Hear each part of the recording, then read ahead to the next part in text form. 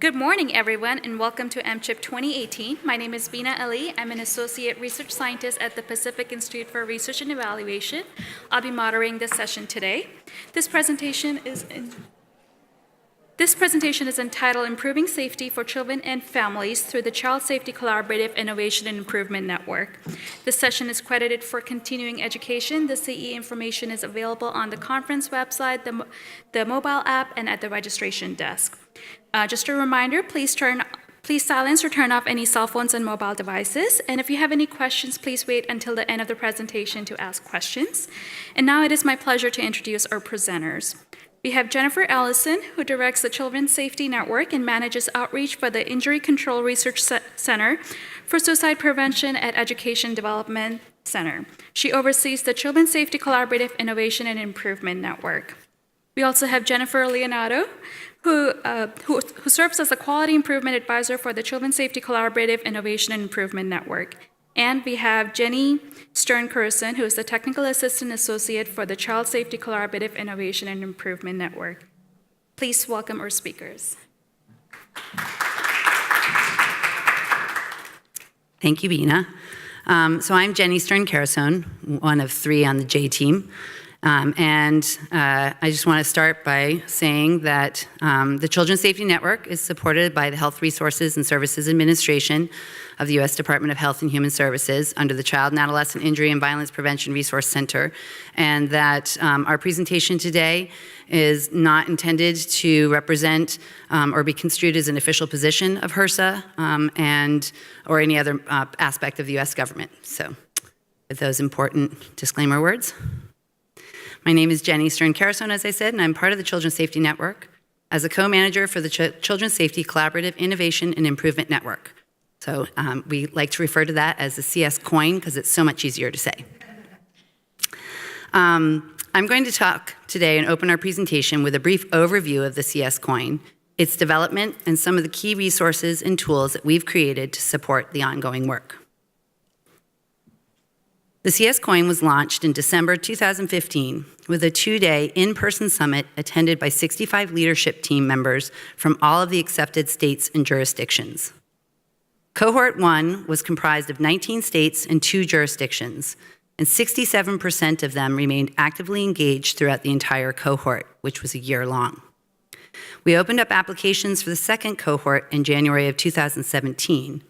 13 of the Cohort 1 states and 1 jurisdiction reapplied and continued forward into Cohort 2, and we welcomed in 3 new states. The second cohort was also launched with a 2-day in-person learning session in May 2017 and will complete in this upcoming May.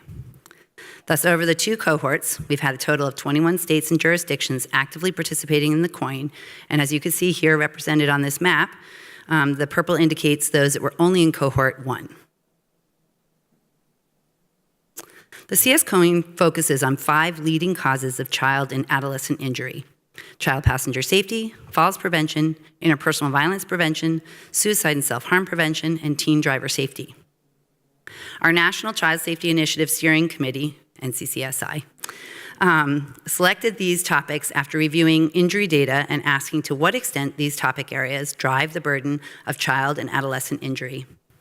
The steering committee also looked at the evidence base for child safety to see if there were interventions that could reduce these injuries, and then they considered whether there was sufficient political will to address the topics.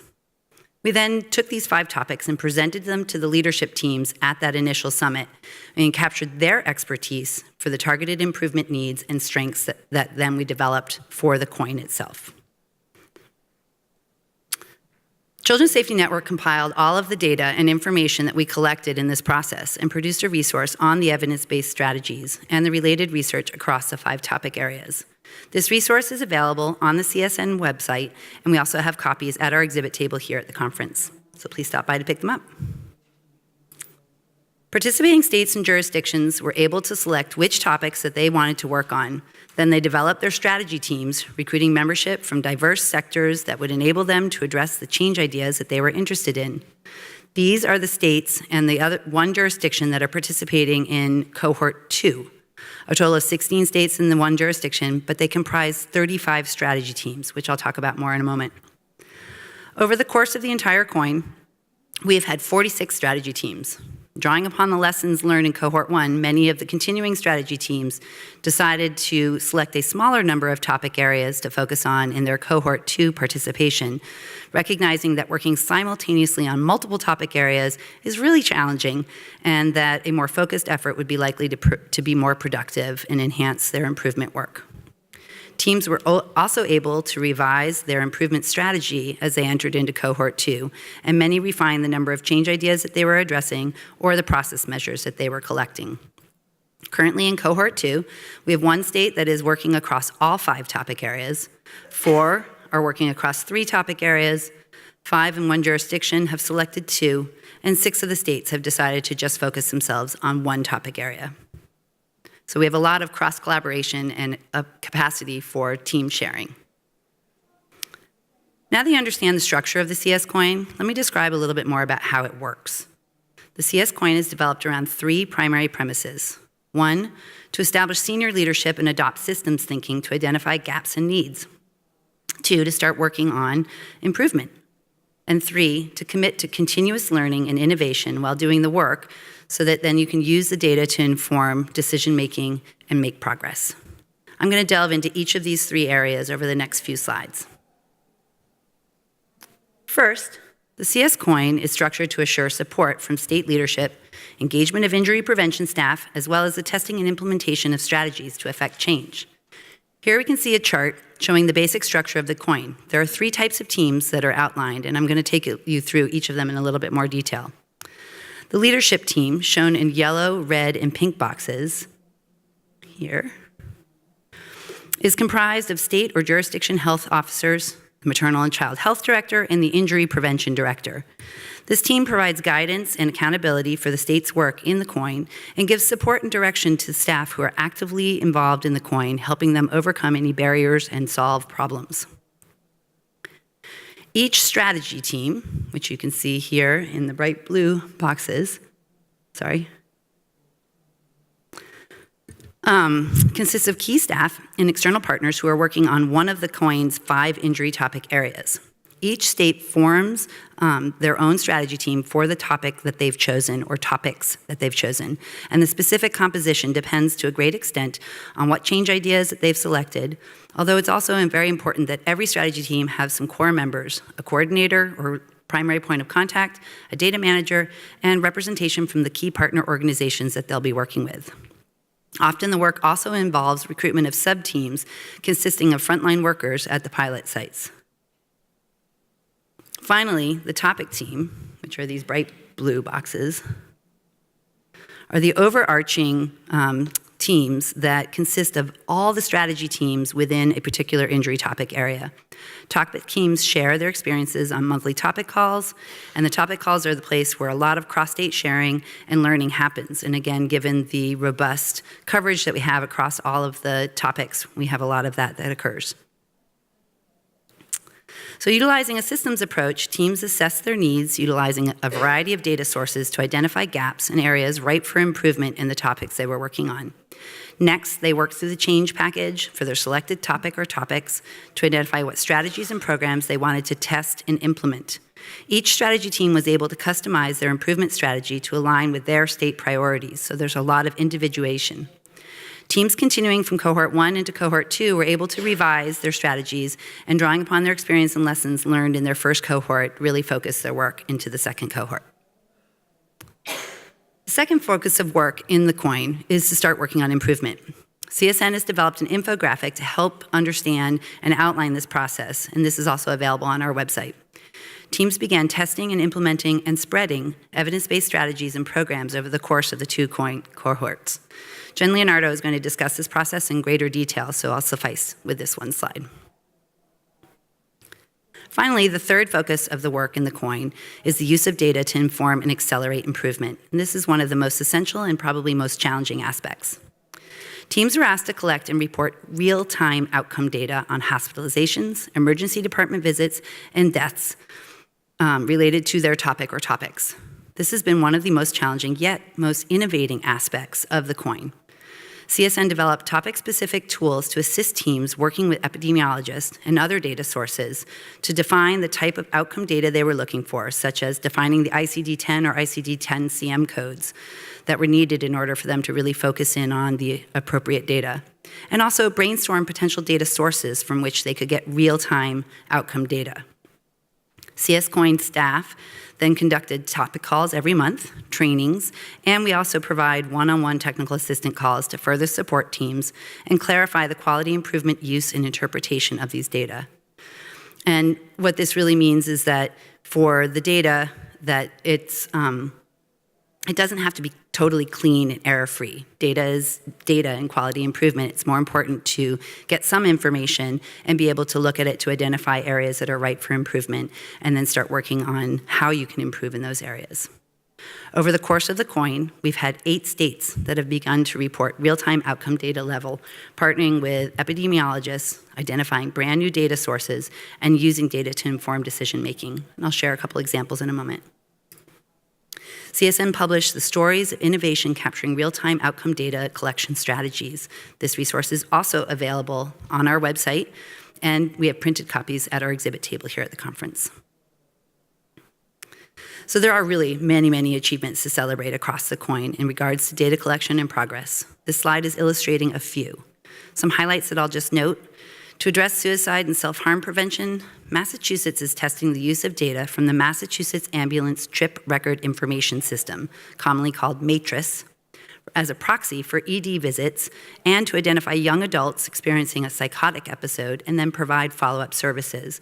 This has helped them to really hone in on reducing suicide and self-harm in their state.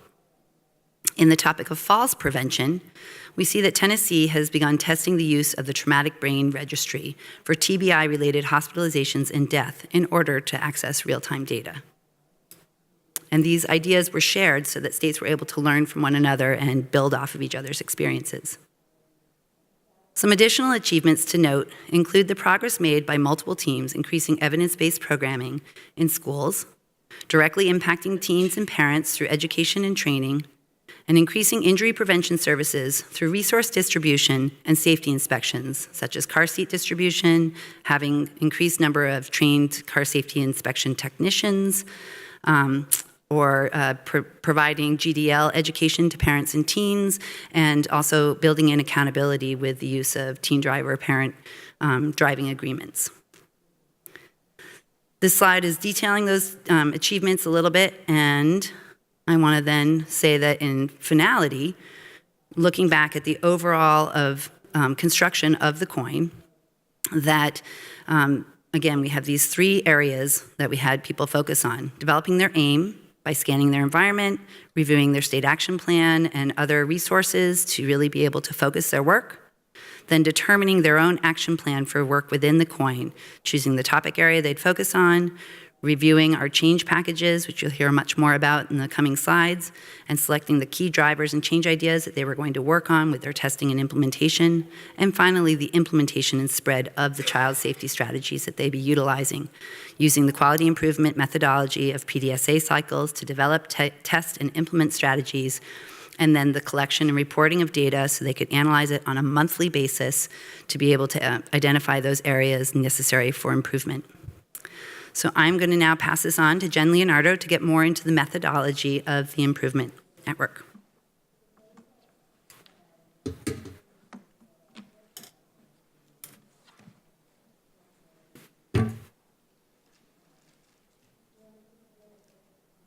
Thank you, Jenny. I work as the Quality Improvement Advisor for the CoIIN, and I want to take you through the model that we use,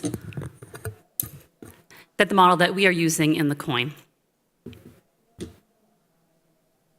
So through the CoIIN, we work with the states and jurisdictions that Jenny just told you about to better understand their overall system of injury and violence prevention.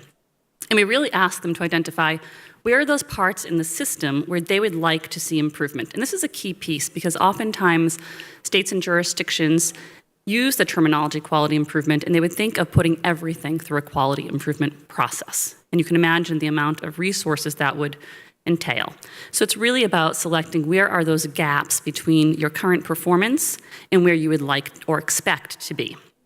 So we ask the states to review their historical data, work with a number of team members and local partners to identify where they are not achieving those expected outcomes and where they would also like to accelerate good work that is already taking place. So it's not always that it's something new to the state, but it could be that it's something that is happening very well, but they're just not spreading something rapidly enough to achieve that expected outcome. So there are a number of quality improvement models that you likely have heard of, Six Sigma or Lean, but this one is the model for improvement. And I'm curious, how many folks use quality improvement models in their daily work? You do, okay, great. So this model for improvement was put forth by the Associates in Process Improvement. It is really championed by the Institute for Healthcare Improvement, so it's been used in a number of countries around the world. And it has some good results, and there is some literature, if you were to look there, on the different collaborative models. As you can see, the model, part of why we think it's so successful is that it's pretty simple to understand. So it has 3 primary questions and then a framework for starting to test out new strategies, implement them, and spread them. The first question there is really asking teams to develop a SMART aim statement. So what are you trying to accomplish? How do you stay very focused on what that aim is? Making it quantifiable, making it relevant, making it time-bound so that we don't feel the need that everything is in a quality improvement process forever. And then the next question is, how will we know that a change is an improvement? So what are those select measures that you are going to be tracking? And there are many examples where folks would track measures perhaps daily, weekly, or monthly. In more clinical settings, you'll see a lot of examples of daily or weekly tracking. In the Child Safety CoIIN, we track measures on a monthly basis. And then the third question, what change can we make that will result in an improvement? So what are those evidence-based strategies or programs that we are going to start to test and implement? And then the Plan, Do, Study, Act cycle, which I won't go through an example now because we'll see that later on in this presentation. So I want to give you an example of that first question in the model. What are we trying to accomplish? And overall for the CoIIN, we have come up with this aim statement: to decrease the rate of injury-related deaths, hospitalizations, and emergency department visits among 0 to 19-year-olds. So a very specific population, specific outcome measures: death, hospitalization, and ED visits.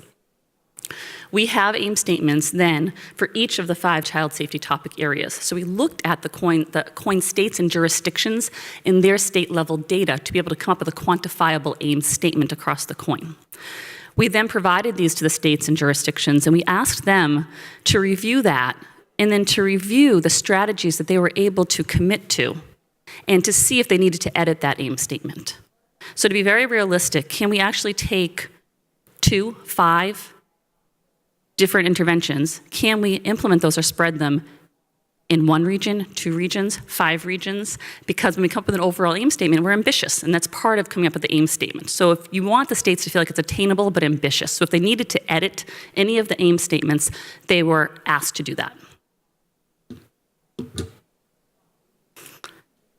So the second question in the model, and the third question in the model, get at what are the measures and what are those specific strategies that you're using?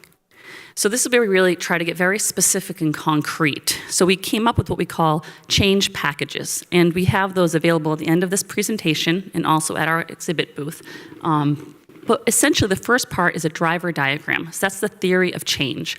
What are those specific ideas and programs that would lead to the reduction of deaths, hospitalizations, and ED visits? And so states can look across those and look across them at different levels of a system and select what they'll work on. And then the second part of the change package has a number of measures that would be associated with those particular interventions. And so we would ask the states to start reporting on those measures.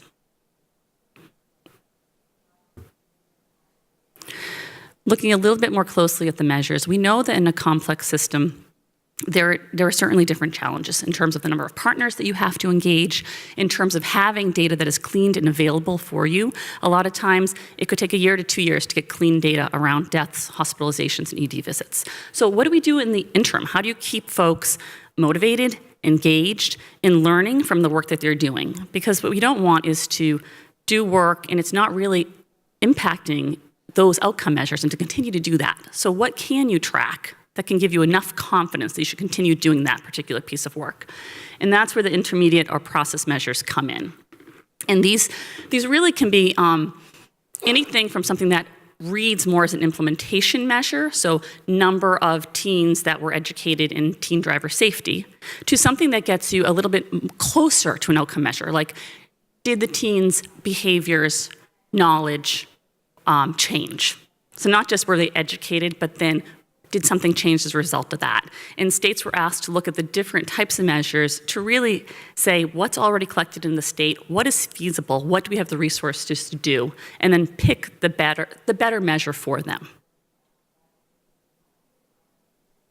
We also allowed, which I think is important in this CoIIN, that if there really wasn't a measure, and it didn't happen that often at all, really, but if there really wasn't a measure in that measurement strategy, what measure would they like to track and work with them on that? So we tried to offer enough flexibility that everybody could feel engaged in part of the process, and also in the spirit of learning that perhaps there is a new measure that would work in the future for other states that we just hadn't thought of. So we really try to keep the focus on the learning. So of course we always hear about challenges to our work. So we've tried to come up with some common challenges to share with you, and then how we work with states and jurisdictions to address those challenges.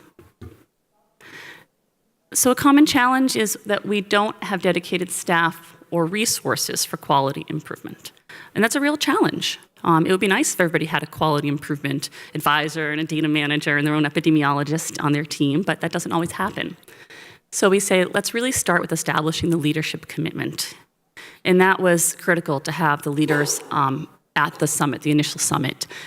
Who in that organization is saying that the state should participate, that we are going to be expecting to have reports as this process goes on, that we are going to provide sufficient resources, sufficient motivation to do this work, and make sure that it's tied to the overall state action plans and the vision that the state has. So that's critical in quality improvement. We're going to really commit to team building. It's going to be really hard for one person or two people to do something like this. So the spirit of what is that larger team? Now, a smaller team may be the folks that can actually attend different calls and receive the TA directly, but there are more people on the ground. There are more people in your agency and across agencies that could be working on this together. So build those partnerships. And we learned that from the first cohort, that takes a lot of time, as you all know. So really celebrating and recognizing that takes time and it's important. Another common challenge, we just don't have access to data. We don't know where to get it, we don't have it. What do we do in that case? Partner with epidemiologists. This was a big one for some states. They had never partnered with their state epidemiologists. So how do you even have that conversation around what data to be collecting? And how do you make sure that that data is going to allow you to inform decision making? If I get data across my entire state, even on a process measure or on an outcome measure, but I am only working in 2 or 3 counties, what happens? That data all gets aggregated and it's not really going to give you the best information to know if what you're doing is making a difference. So working with epidemiologists has been very helpful because they bring their skill set about operationalizing these measures, being creative about the data sources, and then doing that work, pulling that data for your team. And build partnerships with key stakeholders. So if you're working with schools, they likely are collecting data. If you work with hospitals, they likely collect some data, or home visiting sites. So having a really open conversation about everyone's vision and everyone's needs and what's already being done and leveraging the current work. A few other common challenges. This one was a really interesting one. So, and it makes so much sense, right? We have program requirements that have specific strategies, aims, measures, timeframes, and funding. So how does this CoIIN model fit with our current work? So how do we pull, they're all volunteers, all the states and jurisdictions, so it's amazing. So how do you fit with their business as usual with this CoIIN, with all these new strategies and interventions and measures, and how does that fit in? So we talked a lot about managing that improvement portfolio. So saying it's not everything. Yes, if you could implement this entire change package that has 15 or 20 effective interventions, that would be ideal and wonderful, and that's what we expect to be able to get to this reduction, this ambitious goal of the reduction in deaths and hospitalizations and ED visits. But we're realistic. So start with your state action plans, start with your data, look across everything and identify what needs improvement. So early on, we had some states, and I thought it was a very important opportunity for learning. We had some states really think that they wanted to go in a certain direction. For example, one state thought, we really need birthing hospitals to be able to have policies around abusive head trauma. And so that's the work we're going to do. And they were meeting as a team, and they picked their strategies. And I said, okay, we're going to start small. And I'll give you that example in a minute with the PDSA cycle. We're going to start small. So could you start with a few willing hospitals? Could you pull some data? Could you see what you're going to do? What kind of policy needs to be put in place? With whom would you work? And I think they found it was over 90% of the hospitals that they were planning on working with already had policies in place. So huge learning before going down the road of developing model policies and marketing all of this, to just take a step back and start to identify, is this really an area that is even ripe for improvement? And if it's not, hey, we learn from quote unquote mistakes. We don't like to use that word, but we learn from it, and you don't spend out as many resources. So that happened a few times, and I thought that was good learning for all of our states to hear and to embrace and to share it. Another common challenge, we are in implementation mode, so we wonder about the value of this approach, right? I mean, that makes sense. Like, I'm implementing, I work in a program framework, I know exactly what I have to do, I need to reach a certain number, so I'm doing it. So why are you slowing me down with this quality improvement approach, or with these plan, do, study, act cycles, and taking things very small? And I say, okay, let's look at different phases of improvement. And let's look at the different type of learning in each of those phases of improvement.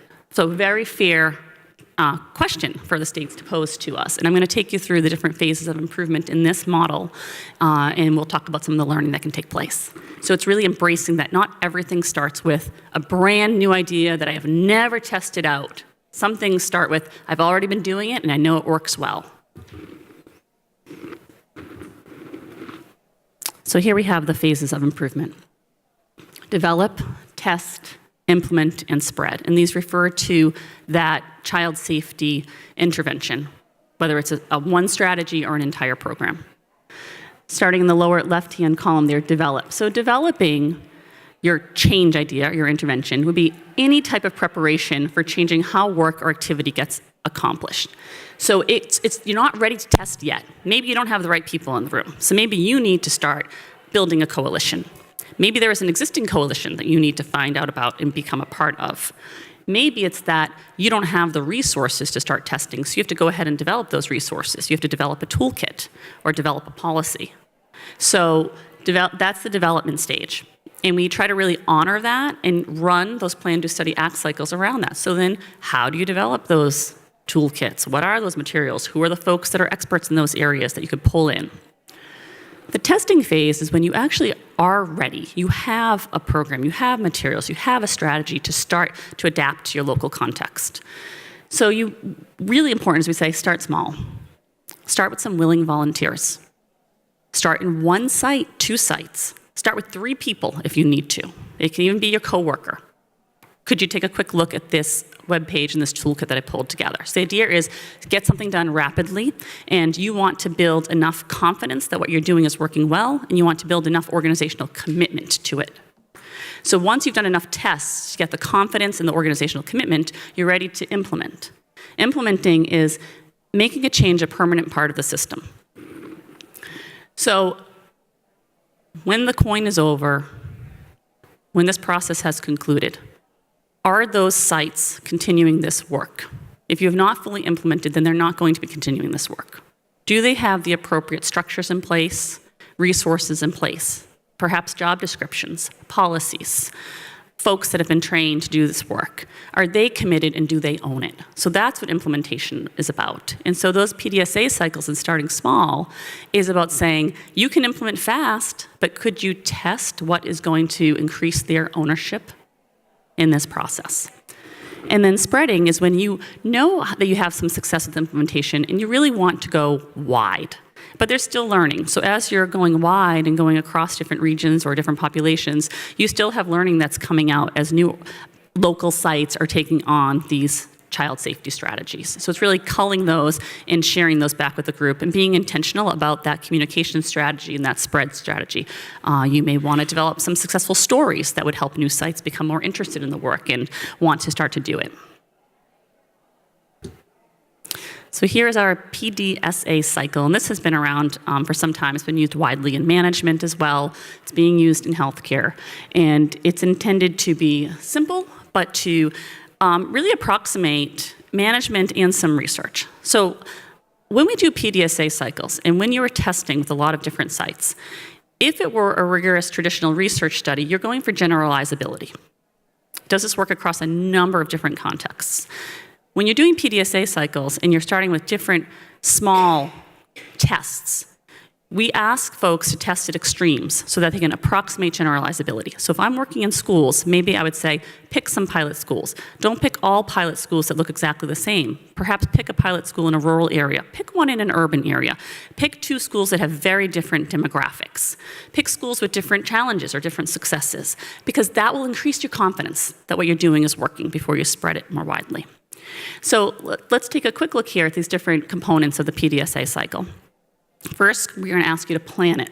What's the objective of this particular cycle? What phase of improvement are you in? What questions do you have? What do you want to learn from this cycle? And these can be small questions because you're learning. Are the right people in the room? Are these the right strategies? Do we have consensus? Do the hospitals already have a policy in place? Small questions here. And then some predictions. What do we think will happen? And we really push folks to try to quantify their predictions if they can. Then come up with a plan. Who's carrying out what, when, and where? And how are you going to collect that data for that particular cycle? How we get people engaged. How we know if somebody has a policy in place. So not the larger measures, the intermediate and the outcome measures, but measures for this small cycle of learning. And then we say, go ahead and do it. Carry out that plan, document any problems, any unexpected observations, and get that data. And then study it. So compare the data that you got to the predictions that you made in this cycle and ask yourself, is this surprising? Why may this happened? Why did it not happen? What did you learn? And then move to action. What will we do next? Did we learn that we should abandon this approach, that it's not happening? This isn't an area for improvement. Let's refocus. Did we learn that we need to adapt something and then we need to test that adaptation? Or did we learn that this is going really well and we are ready to adopt this and move on? So the PDSA cycle has really been a paradigm shift for a lot of our CoIIN participants. Just the idea of going small or starting with those questions. It was common for states to sort of grapple with what would that larger question be, because your mind goes to the strategy or the program, because we're so used to working in that way.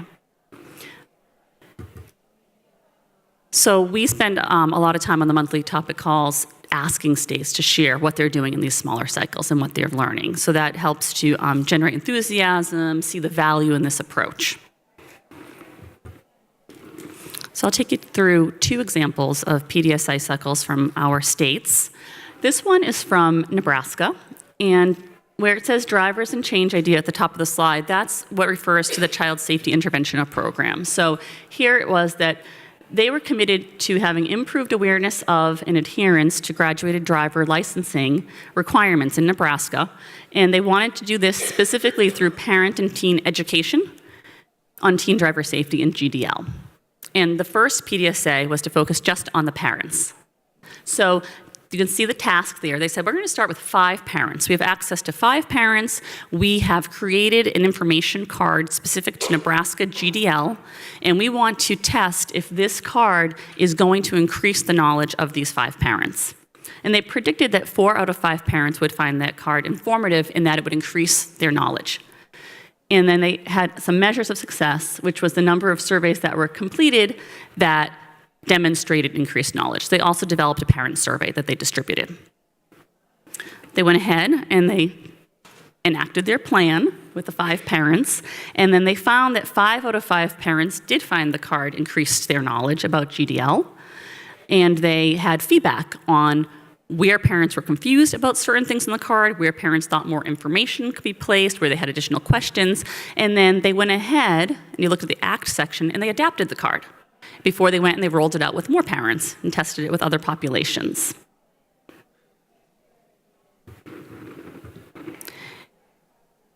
So that Nebraska example was really about testing, right? They had the card already in place. They were testing it with parents. This example is South Carolina, also motor vehicles, but child passenger safety. And here it's not testing or it's not developing or testing, but it's already about implementation and spread. So their driver and change idea was to increase the number of mobile fitting stations and car seat inspection stations to ensure that car seats are properly installed.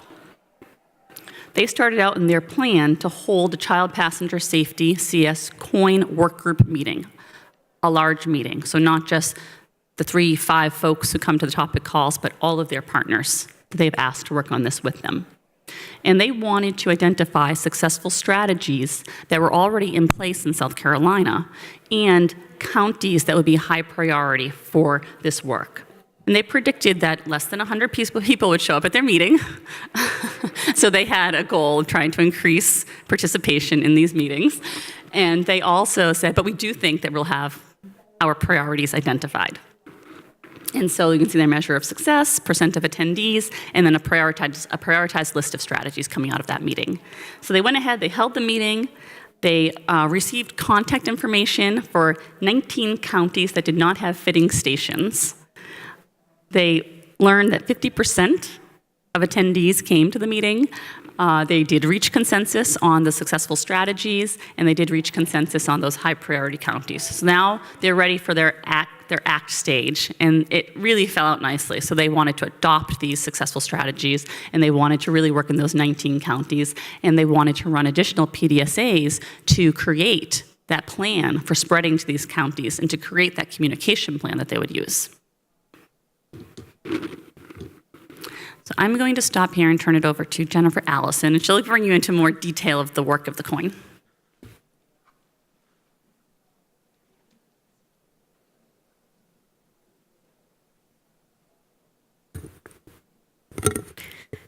All right, thank you, Jen and Jenny. So I'm going to share a number of strategies from the Child Safety CoIIN that have been developed and tested, and in some cases implemented, scaled up, spread more widely in states.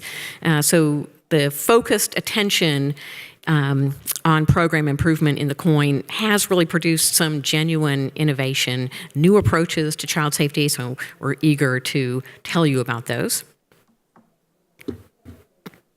To do this, I want to start with a closer look at the Child Safety CoIIN change packages, which Jen mentioned a few minutes ago. So CSN created one change package for each of those 5 topic areas on which the CoIIN is focusing. And each of the change packages includes an aim, an overarching goal that states are trying to achieve, and a list of change ideas, which are strategies and programs that are evidence-based and evidence-informed, and a list of measures to help states monitor their progress and challenges on the particular strategies and programs that they select, and then opportunities for innovation. So the states have been asked to test and adapt strategies and programs to their local contexts, and in doing this, they may also develop new strategies based on what they've learned. So many of the strategies that I'm going to be describing are the result of states making a determination about what's needed and what's likely to work in the complex health and safety systems in which they operate.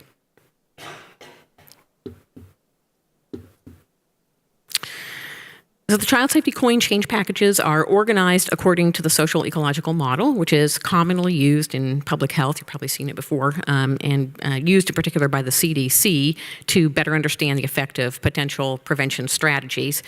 And central to the model is the overlap between 4 different levels: societal, community and organizational, relationship, and individual. And the model demonstrates that factors at one level influence factors at another level, and that action is necessary across multiple levels at the same time. So this allows us, using this model allows us to build a comprehensive system that focuses on both population level and individual level determinants of health.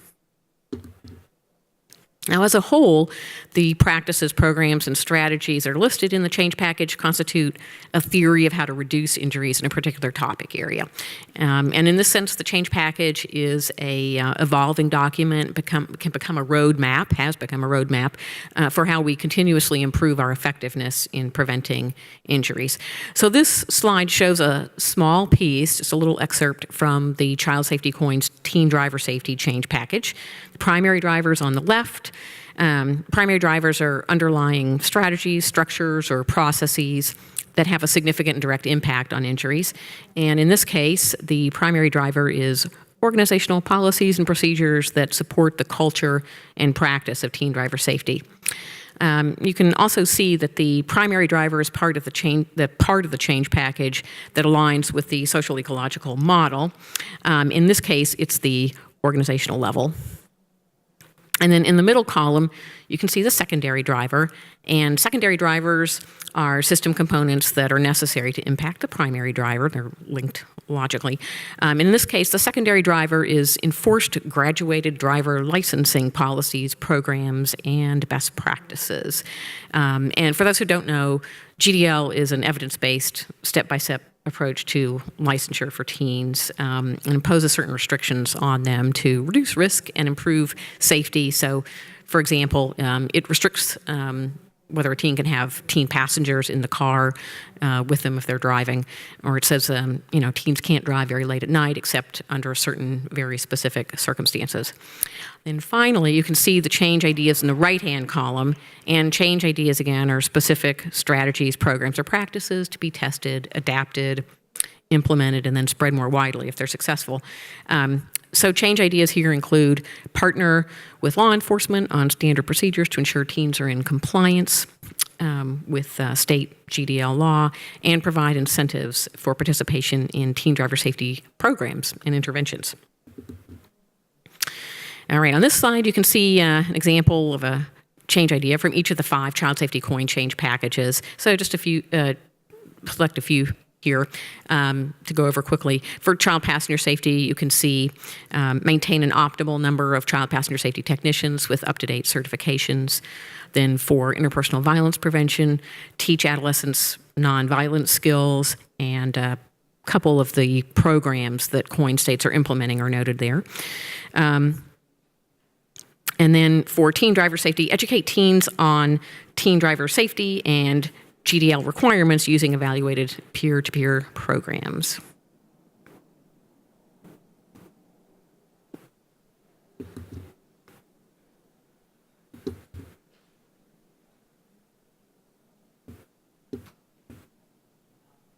It does not seem to be advancing.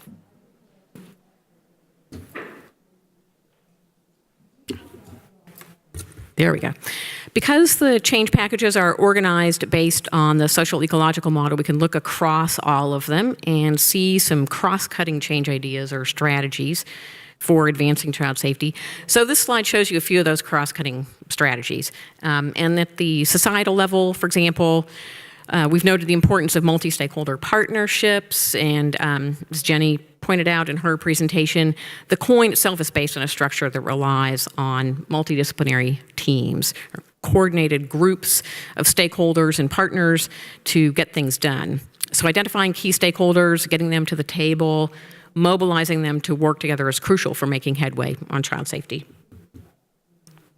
And then since I showed you examples of change ideas or strategies from each of the 5 CoIIN topic areas, I want to just take a moment to show you a few examples of process measures for each of those topic areas.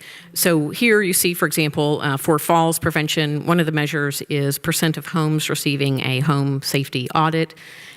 For suicide and self-harm prevention, % of sites implementing protocols enabling care providers to communicate and collaborate in the management of suicide risk. And then now I want to share some of the specific strategies and innovations that the CoIIN states have developed and that they're testing, implementing, and again, in some cases, spreading more widely. So Indiana has pioneered the use of an app and electronic version of a child safety seat inspection form to be used at inspection stations, which is a very innovative use of technology. And then Missouri has required organizations that receive car seats for distribution to become child passenger safety inspection stations. It's a great use of an incentive to persuade sites to make a larger commitment to child safety. Four of the child safety CoIIN states are focusing on assessing and increasing the number of certified child passenger safety technicians and mobile fitting stations in counties. And they're going systematically county by county to look at existing needs and then respond to those needs. Cross-sector training is also happening in the CoIIN, with Vermont training police officers and cadets to be child passenger safety technicians. And states are working with birthing hospitals to improve policies and protocols for child passenger safety. This is just a closer look at the strategy of using an electronic form for car seat inspections to improve the collection of data on those inspections. So Indiana provided child safety seat inspection stations with tablets. Many of the sites had them already, so they were repurposed for this use. And then coordinators were trained in the use of an app. And the app makes it possible to submit inspection forms to a database with the push of a button. So use of the app enables more accurate data reporting, more rapid reporting of data, receipt of that data, targeting of specific populations and regions based on the data. And when an evaluation tool is introduced, the state anticipates being able to provide feedback to child passenger safety technicians on knowledge retention, satisfaction with the interaction, so that they can improve the quality of inspections and ensure consistent quality across inspection sites. So if you're not already using technology to improve your child passenger safety data collection, then you'll want to ask yourself if you could do something similar. Pilot an electronic form, do a small-scale test, run a PDSA, see if you can increase the efficiency of your data collection processes and get more data and better data from multiple sites. This slide provides a little more information about the strategy of requiring organizations that distribute car seats to become inspection stations.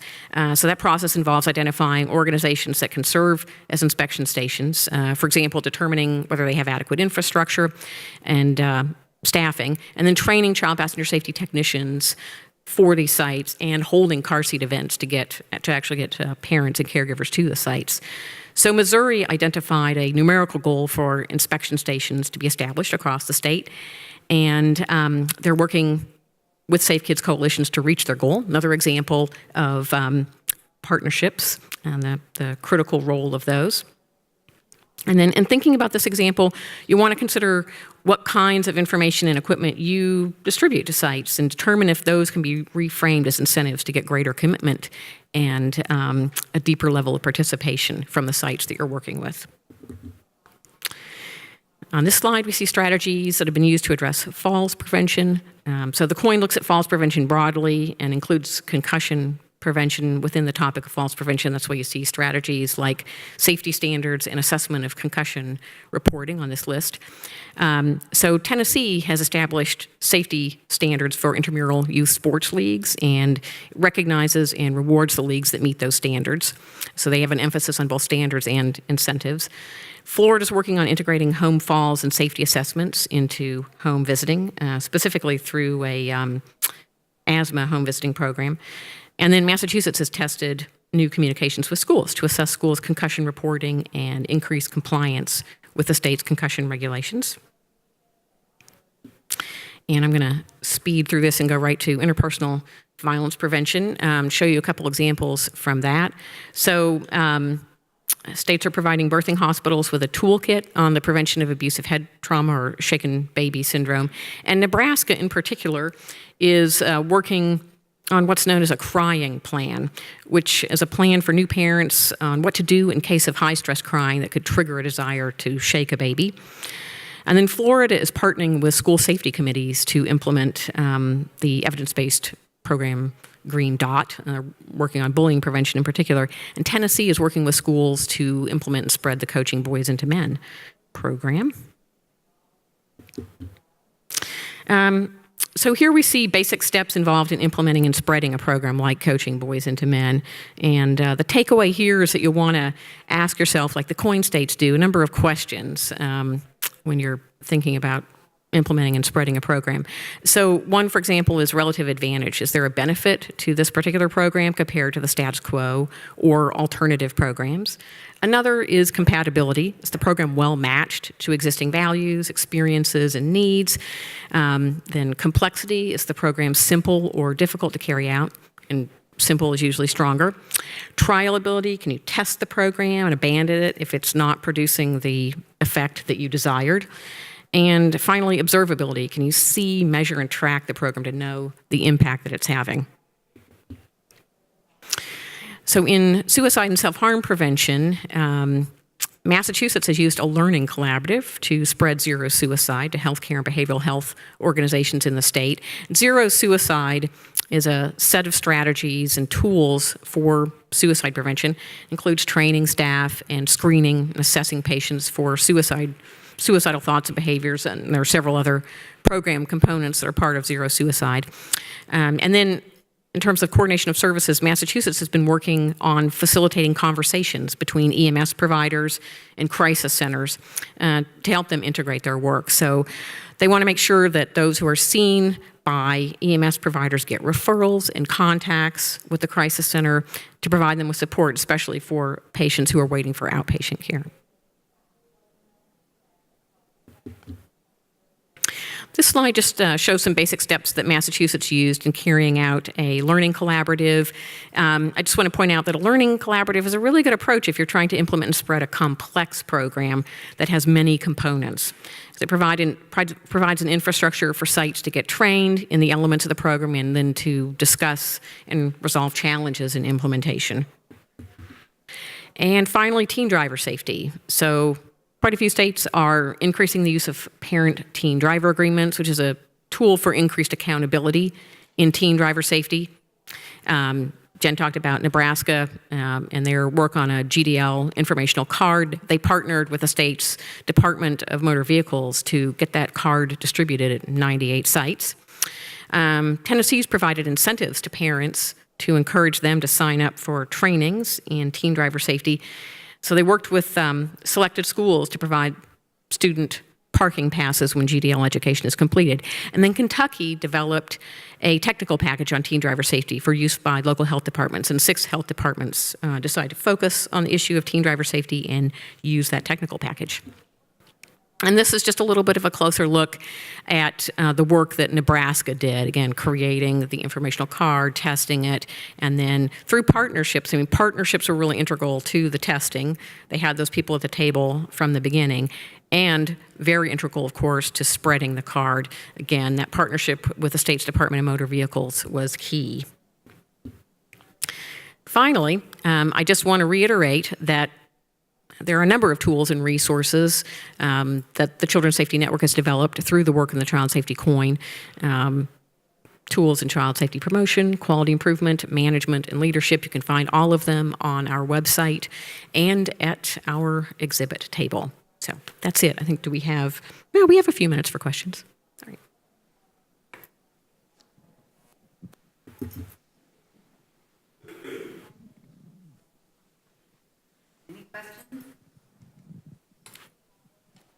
I'll come up here. It's okay. I just wanted to make sure if you want to know more about Nebraska's CoIIN plan, I will be able to have it at the poster board presentation in Group B. They'll be there. Thank you. So since we are recorded, any comments or questions, we want to capture it on the mic so that that can be held for posterity and everyone can learn from this. Are there other questions or comments? Great, we know this was a lot of information. Abina. Can you just mention the booth number for CoIIN? I will mention. So we, as we've noted, we have a lot of resources to share from our experience over the last couple of years with the CoIIN. And you can find our exhibit table at booth 26 in the exhibit hall later on today, where we'll have a lot of information about this. And again, there's always, all of our resources are available electronically on the Children's Safety Network website. Yes, ma'am. One moment. Here comes Jim with the... Thank you. How can I get more information about the child passenger safety in the state of Texas? Because we have a team there, right? Yes. So the state of Texas is involved in the Child Passenger Safety CoIIN, and Amy Bailey is the point of contact for that team, and would be able to give you more information about the work that's going on in that area. Absolutely. Excellent. Well, thank you all so very much for your attention, and we look forward to seeing you at the exhibit table, and please feel free to come up and collect any of the change packages from any of the 5 topic areas if you're interested. Have a great day.